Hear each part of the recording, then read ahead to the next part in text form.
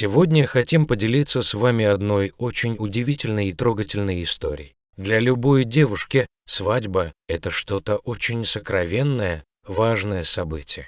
Может, именно поэтому все невесты относятся к этому дню очень волнующе, а к свадебному платью вообще очень трепетно. Но несмотря на все это, иногда происходят такие моменты в жизни, которые могут перечеркнуть весь этот трепет и все то, что к чему так готовила себя невеста. Это произошло где-то в Подмосковье. За пару дней до свадьбы Елена никак не могла уснуть, ее жених был на последнем ночном дежурстве перед отпуском. Девушка не любила ночевать одна, в их загородном доме этот страх у нее был еще с самого детства.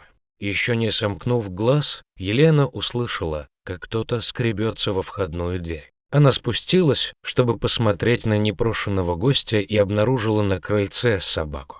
Животное сидело под проливным дождем и дрожало. Елена, когда увидела дворняжку, промокшую до кончика хвоста, едва не расплакалась. Собачка была такой жалкой и грустной, что доброе сердце Елены не позволило себе закрыть перед животным дверь, поэтому она решила впустить беднягу в дом. Собака вошла и легла на коврик в коридоре. Елена налила собаке воды и положила обрезки мяса в блюдце. Животное было вялым и сразу задремало. Девушка, чуть погодя, тоже пошла спать, решив оставить дворняжку в доме на ночь. Елена спала очень крепко, так как перед сном выпила снотворное. Когда она проснулась, за окном уже было светло. Вдруг девушка услышала крики и выбежала в коридор, не понимая, что случилось. В комнате на первом этаже она увидела своего жениха, который держал за шкирку ту самую несчастную собаку, о которой еще ночью Елена так заботилась. Молодой человек жутко ругался нецензурной бранью и при этом пытался всеми силами вышвырнуть животное из дома. В этот момент девушка взглянула на диван, где лежало подготовленное к торжеству свадебное платье, и обомлела. Прямо на белоснежном подоле она обнаружила новорожденных щенков. Весь наряд был безнадежно испачкан и разодран, видимо, когтями. Оказалось, что бродячая собачка была беременна и ночью пробралась в комнату, выбрав для себя свадебный наряд. Здесь она ночью и родила своих щенков. С утра Виктор вернулся с дежурства и увидел эту картину. От увиденного парень просто взбесился и начал злобно трясти собаку.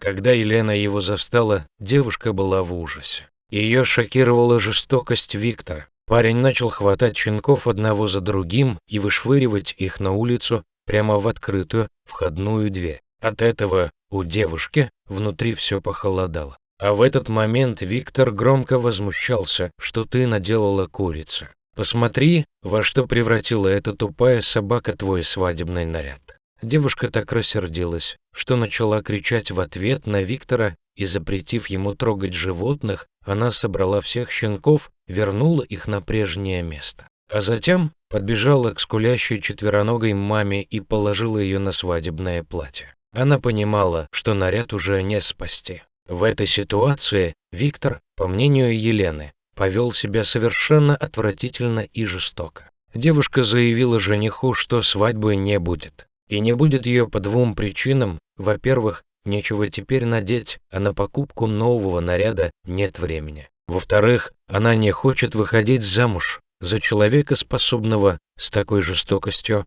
швырять крошечных щенков. После этого Виктор ушел, хлопнув дверью, назвав Елену ненормальной. Девушка осталась одна и сразу направилась к новоиспеченной собаке маме, чтобы покормить ее и успокоить. Девушка не пожалела о своем поступке. Елена абсолютно была убеждена, что Виктор ей не пара, а собаку она назвала Найдой. И точно для себя решила, что Найда и ее щенки останутся пока с ней, а как только они окрепнут, она им найдет хороших и добрых, ответственных хозяев. Она довольно быстро раздала их, когда они немного подросли. Елена живет одна и верит, что еще встретит своего человека, мужчину с большим сердцем, который никогда себе не позволит жестоко обойтись с теми, кто нуждается в помощи и заботе. Вот такая вот жизненная история. Может, кто-то скажет, что таких историй миллионы, но на наш взгляд она особенная.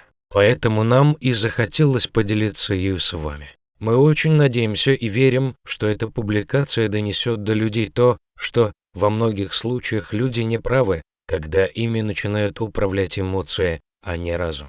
Как это ужасно выглядит со стороны. Мы благодарим всех, кто уделил внимание данной истории. Спасибо за вашу поддержку. Будьте добрее друг к другу и к братьям нашим меньшим.